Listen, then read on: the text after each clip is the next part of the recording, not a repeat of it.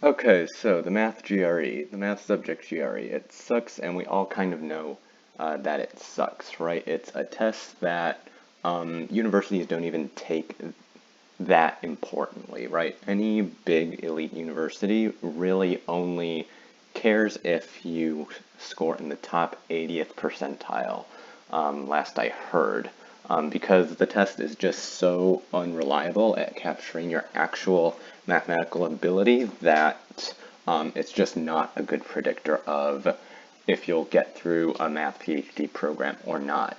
Nevertheless, it's still a metric that some admissions committees use for various reasons, and so if you want to maximize your chances of getting into a good graduate program, then this is something that you kind of have to take until policies just change pretty radically, at least in the United States.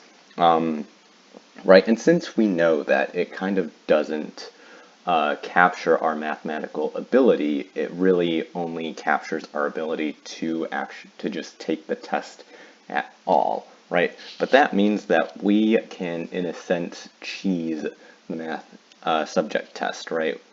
We can develop strategies specific to the test itself to maximize our potential score. And luckily, the ETS or whatever organization that does this publishes some statistics to give us a sense of what to do.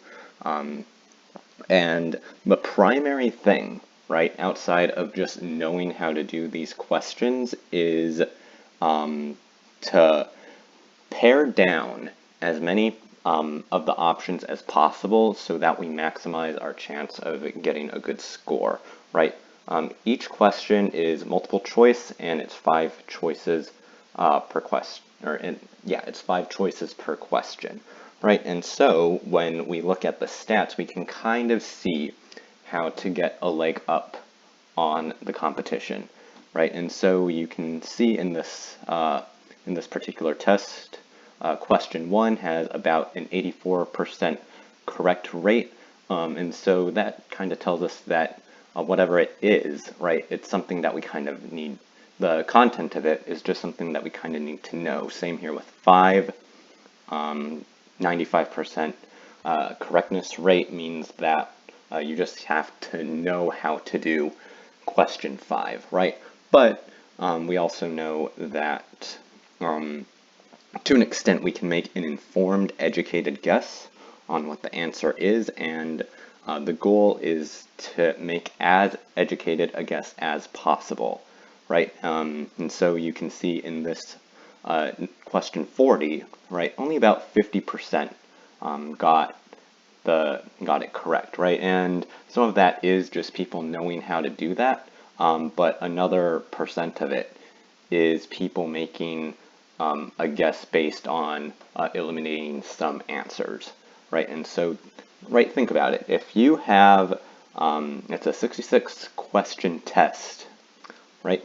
And if you're able to get 44 of the questions, right, and then the other 22, you're able to narrow down each of them to one of two choices, right, eliminating the other 3, then statistically you're going to get another 11 correct, right? And that is really, really good. Let's just look at some of the statistics here, right, in terms of the raw score, right?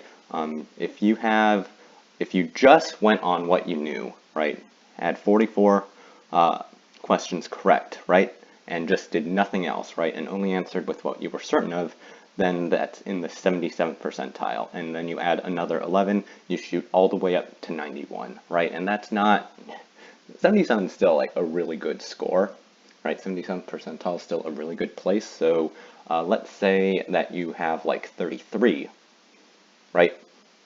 And you're still able to narrow everything down to everything else down to 2 options, right? 33 is about 59 percentile, and then adding on another 16 or so gets you to 50, which is 84, right? That is an increase of like 25 points, right? And so that's massive, right? So you do not need to quote unquote know exactly all of the problems, and it's kind of a waste of time to grind for that, right?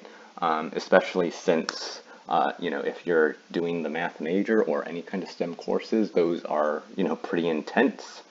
And you need to make the most of your study time as possible, right? And so making informed decisions is kind of the name of the game with this particular test, right? And we can go back and see,